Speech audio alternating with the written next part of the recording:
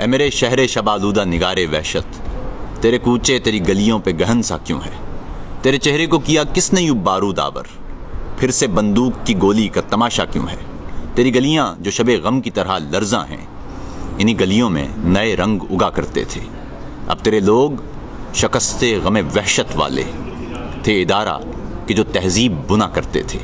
ایک طرف ہاتھ کے مانگ اپنی اجاڑے جائیں، ایک طرف لوگ کے لوگ اپنے ہی مارے جائیں، ایک طرف ہاتھ کی مٹی کی تجارت میں مگن، ایک طرف لوگ کے دکھ خود پہ اتارے جائیں، ایک طرف وہ کہ طلب سانس کا تاوان کریں، ایک طرف یہ کہ جو دشمن سے شکستیں مانیں، ایک طرف وہ کہ ہیں پروردہ خوف و دہشت، ایک طرف یہ کہ جو خود سانپوں کو گھر میں پالیں، ایک طرف بوٹ کہ خود اپنے گھروندے روندیں، ایک طرف لوگ کہ گولی کی زبانیں بولیں، ایک طرف وردیاں پہنے ہوئے یہ ہرکارے، ایک طرف لوگ کے دہشت کے نشانے تولیں، ایک طرف لشکری ہر روز نئے وار کے ساتھ، ایک طرف عسکری چلتے ہوئے ہتھیار کے ساتھ۔ کوئی سورج یہاں نکلے بھی تو کیسے نکلے، وحشتیں جڑ گئیں ہر کوچہ و بازار کے ساتھ۔ اب کوئی راہ نکلتی ہے تو مقتل کی طرف، اب کوئی شام ابھرتی ہے تو وحشت والی، اب کے بازاروں میں بکتے ہیں سہولت سے کفن، اور آنکھوں میں تھکن ہے کوئی دہشت والی۔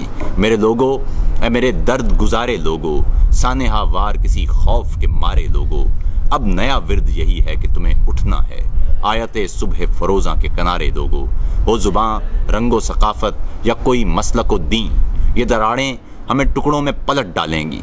ہو سیاست کی یا مذہب کی تجارت لوگو، یہ خلیجیں کہ صفوں ہی میں زہر پالیں گی۔ روشنی کے لیے درکار ہیں گلیوں کو دیے، اور دیے وہ جنہیں خون سے بھی نکھارا جائے۔ خوف ہے خاموشی اور خوف کا رد آوازیں، اب جو چپ ہیں انہیں قاتل ہی پکارا جائے۔